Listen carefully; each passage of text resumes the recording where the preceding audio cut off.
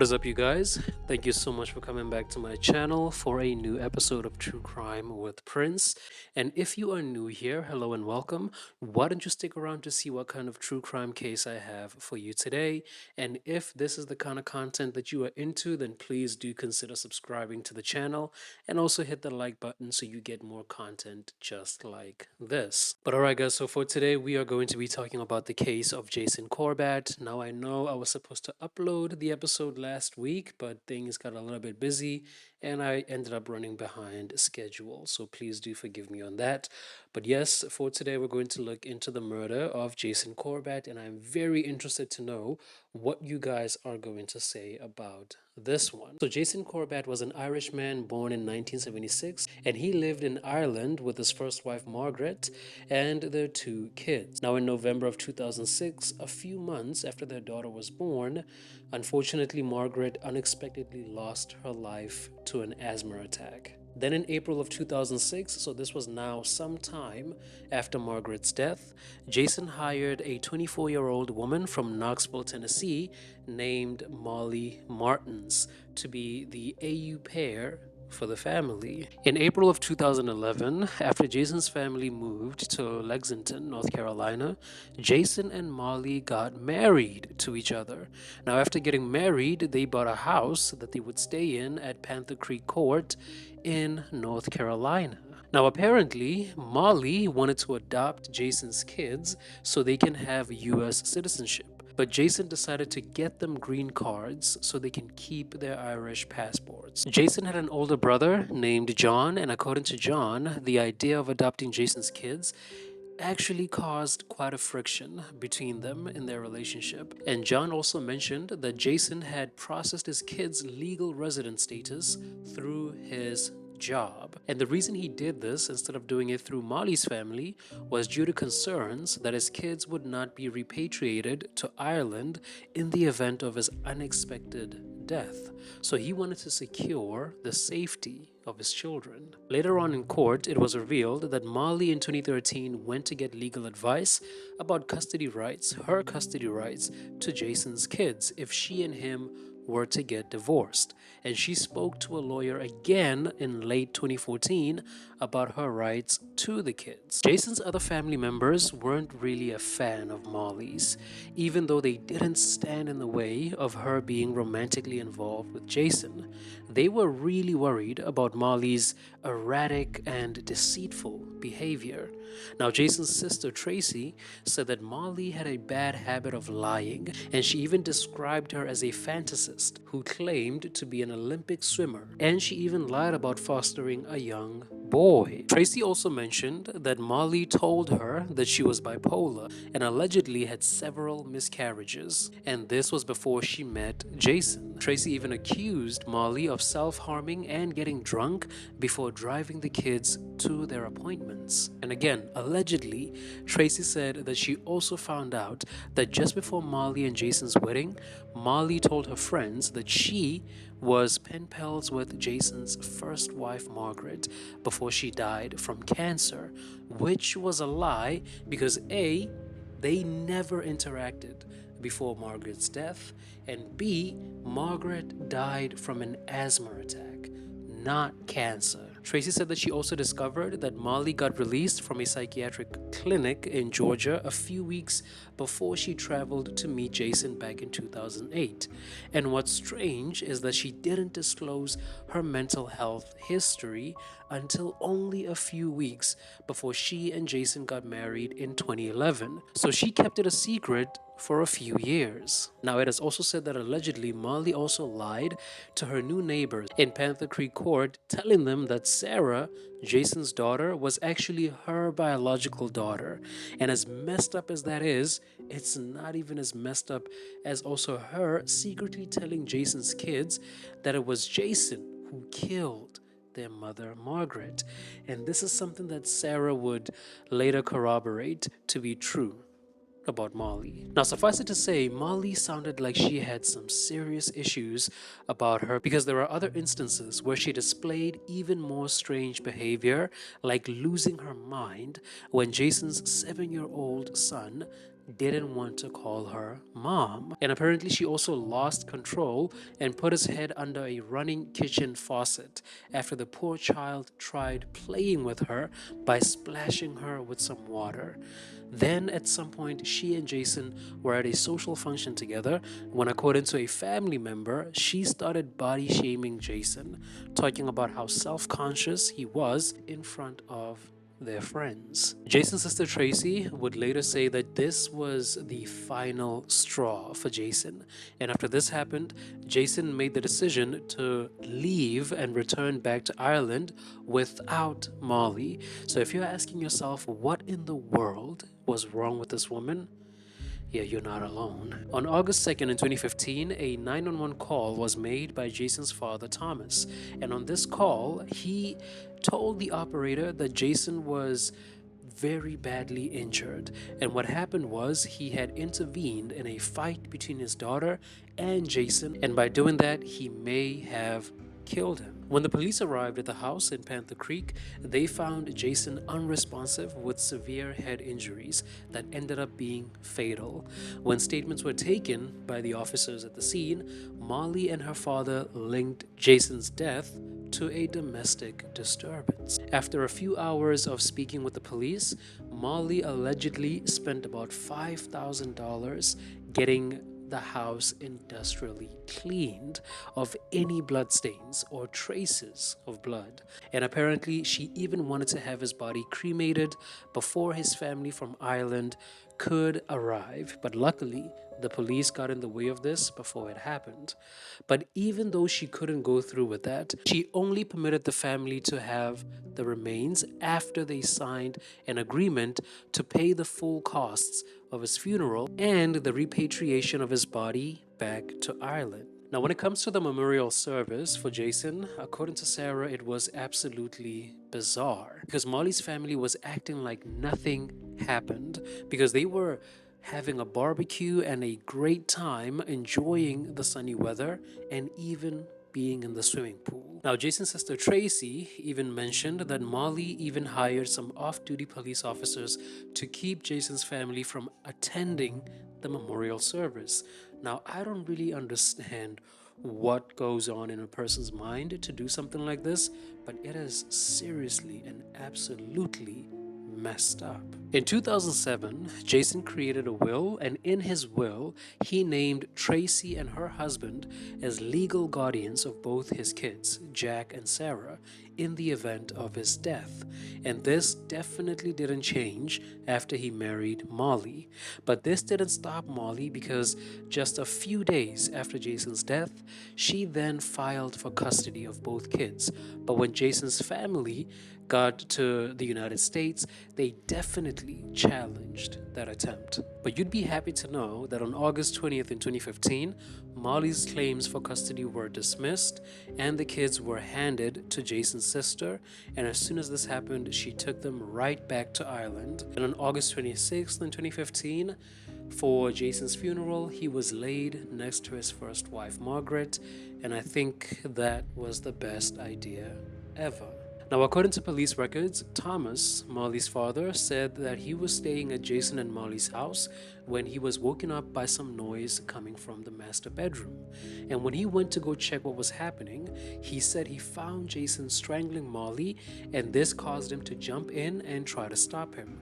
Now, the two men struggled for a bit, and during the struggle, Molly grabbed a paving stone and hit Jason on the head with it. This happened quite a few times. During the inquiry of what happened, investigators said that they noticed how Thomas kept mentioning his state of mind during the interview, and this seemed like a strategy to police so as to use it as some kind of defense in the trial. On January 16th in 2016, Molly and her father Thomas were charged with second-degree murder and voluntary manslaughter, and this happened after unsealed indictments revealed that a grand jury had determined probable cause had been established. Molly and Thomas's passports were taken after their mugshots were also taken. They were also given instructions not to make contact with Jason's kids in Ireland. Both of them were released on bail of about $200,000 each to wait for the trial. In July of 2016, Molly and Thomas's defense filed a motion to exclude Jack's rebuttal interview where he said he was coached by Molly to tell social services that Jason was abusive. The defense claimed that the interview was hearsay and unreliable. Pre-trial hearings were held in early June of 2017, and when this happened, Tracy testified that once they got back to Ireland, Jack told her that some of the things he said to the US social workers were not true. So the defense team succeeded in having these statements excluded, and the judge ended up ruling that the kids' statements were inadmissible. The following month, the defense filed a late pre-trial motion to try to stop the prosecution from driving home the fact that Jason had a reputation for being non-violent. Now, after the jury selection on July 17th, 2017, both Molly and her father pleaded not guilty to the second-degree murder of Jason Corbett. They claimed that they were acting in self-defense. On July 25th, the DA, Alan Martin, spoke about how severe Jason's head injuries were, and he made the jury aware that he suffered so much head trauma that his autopsy couldn't determine exactly how many times he was hit. He also added that they even discovered traces of trazodone in his system. Now, trazodone is an antidepressant medication, and it is used to treat depressive disorder, anxiety, and insomnia. Now, you may be asking yourself why I'm letting you know about this medication. Well, that's because Jason was never prescribed any trazodone. In fact, medical reports showed that Molly was the one given a prescription for trazodone 3 days before Jason lost his life. The prosecution mentioned that Jason's body was found naked and covered in blood, while both Thomas and Molly didn't appear to have a single scratch on them. And when the defense lawyer for Thomas spoke up, he countered that statement by saying that his client, Thomas, swung a baseball bat at Jason in an effort to protect Molly from him. Thomas's lawyer said that he was only acting in protection of himself and his daughter after he found Jason with his arm around Molly's throat while saying he's going to kill her. Jason's neighbor, a man named David, gave a testimony in court, and he talked about how he and Jason mowed the lawn that day before he died. Then afterward, they sat down and had a couple of beers around 3:30 p.m. Then an hour later, their wives joined them, and they continued drinking until about 8 p.m. when Molly's parents paid a visit. David said Jason had about 7 beers before they left, and when they did, he wasn't really drunk and he was actually in good spirits. Now, a toxicology report revealed that Jason had a 0.2 percentage of alcohol in his system, which is a quarter of the legal driving limit in North Carolina. Now, a woman by the name of Karen, who was the 911 dispatcher on the night of Jason's death, also gave testimony during the trial, and this was very important because she had 16 years of experience. Now, a recording of the entire call was played in court, and afterwards, Karen described how Thomas sounded surprisingly calm while on the call with her for nearly 14 minutes. And even though he had allegedly done over 400 exhausting CPR chest compressions while Molly shouted the count, he wasn't really panting or gasping out of breath when he returned to the call. So that's really interesting because I'm no CPR expert, but 400 sounds like a lot to just be relaxed like that. An associate pathologist for the North Carolina Chief Medical Examiner's Office by the name of Dr. Craig Nelson also testified how he performed the post-mortem on Jason. Now, according to Dr. Nelson, Jason's skull was so badly shattered, he couldn't precisely say how many times Jason had been hit on the head, but he did make an estimation of about 12 blows to the head.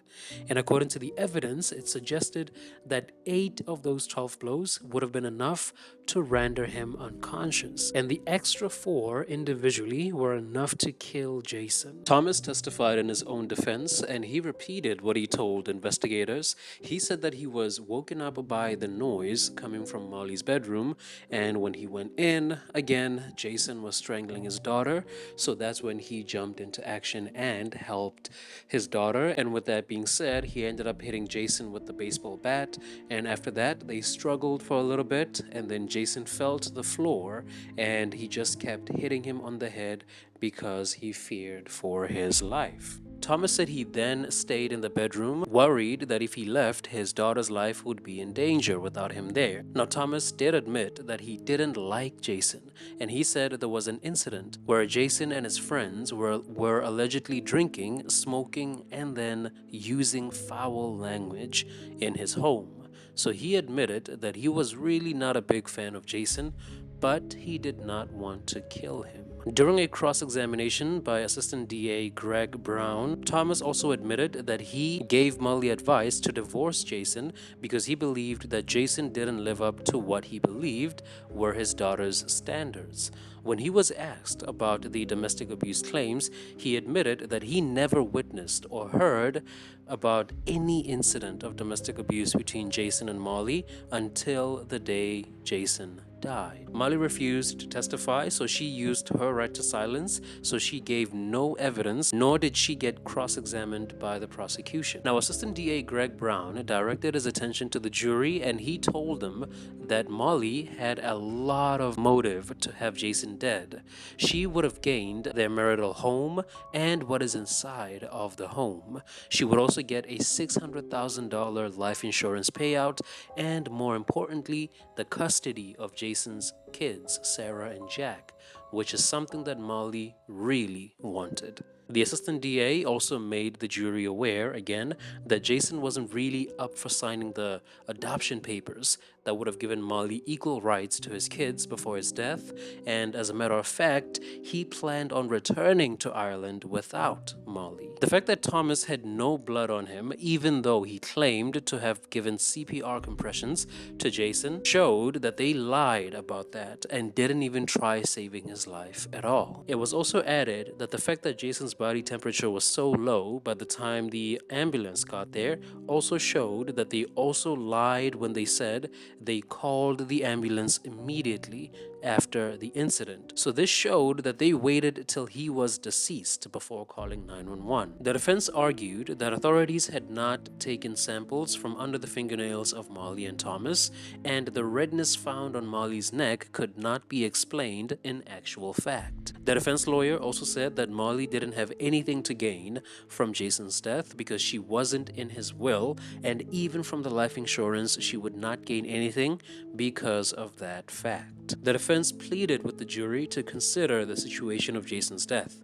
The defense said that the prosecution failed to present real evidence to show that this was done out of malice. And on August 9th in 2017, it only took 4 hours of deliberation, and the jury came back with a guilty verdict for 67-year-old Thomas Martins and his daughter, 33-year-old Molly Martins. They were found guilty of the second-degree murder of Jason Corbett. Both were given a sentence of a minimum of 20 years to a maximum of 25 years in prison under the recommendation of the prosecution. At this point in time, Jack was 13 years old, and there was a victim impact statement that he wrote, and it was read in court. Now, the DA read it on his behalf, and in it, Jack spoke about the pain of losing his father, just 9 years after losing his mother. He talked about how his father will never see him grow up. Jack said that Molly wasn't and will never be part of the family, and instead he said Molly will forever be remembered as the woman who murdered her husband for no good reason. Strange enough, one of the jurors noted how whenever the evidence in court related to Jason's kids was brought up, Molly would cry and be affected. But when it came to evidence related to Jason, she showed no emotion whatsoever. Now, the media had interviews with some of the members of the jury, and that's when this piece of information was revealed. Now, the jurors did not believe Jason attacked Molly at all on the night in question. Tracy, Jason's sister, later stated that she believed that the motive for Jason's murder was the fact that he intended on going back to Ireland without her, and the whole domestic abuse claim was so she could gain custody of Jason's kids.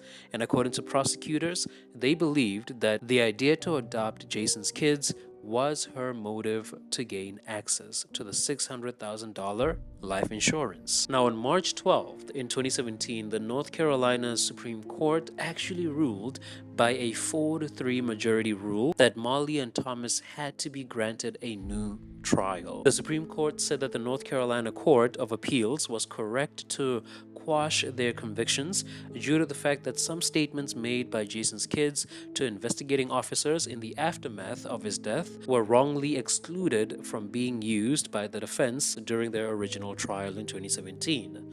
So once this was done, Jack and Sarah were willing to testify again against Molly and Thomas if their statements would be needed by the court. Then on October 30th in 2023, Molly and her dad made a deal. They took plea bargains to the charges of cross-D manslaughter if the DA agreed to drop the murder charges against both of them. And in early November of 2023, Molly pled no contest to the reduced charge of voluntary manslaughter, and her dad also did the same thing. Then on November 9th in 2023, Molly and her dad were both sentenced to 51 to 74 months in prison, and I don't know how I feel about this one, but to me it seems like this was more like a slap on the wrist than real punishment, to be honest. Now, Jason's kids, Jack and Sarah, were present in court to deliver their victim impact statements.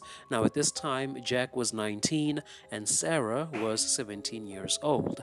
So Sarah talked about how she had to go through years of therapy due to the fact that statements she made as a child had been twisted and used to help Molly and her father escape due punishment. And according to Sarah, they showed no remorse for killing her dad, and she mentioned how Molly even removed her wedding ring almost immediately and telling her to stop crying and get over it just a few days after her father's death. Now, Jack pleaded with the judge not to be fooled by Molly and her father. He stated that she was a monster who abused him and used his statements as a way to get away with killing his father. And then on June 6th in 2024, so pretty recent, Molly and her father were released from prison. Now, Sarah also released a statement expressing her disappointment in the release of Molly and her dad. So guys, that was the unfortunate case of Jason Corbett. My thoughts go out to Sarah and Jack, and I cannot imagine how they felt at that time, but I know exactly how it is to lose a father, having lost a father myself when I was very young. I know exactly how painful it is, but everything will be okay, and Jason will forever be looking out for them. But alright guys, let me know what you think about this case. So leave your comment down below. Do you think enough was done for Jason in this case? Let me know what you think, and don't forget to hit that like button to help my channel grow and to help it reach out to more people. That would mean quite a lot. And again, if it's your first time watching or listening, then please do subscribe to the channel for more content just like this. But guys, I will see you guys again in the next episode. But until then, stay safe and take care.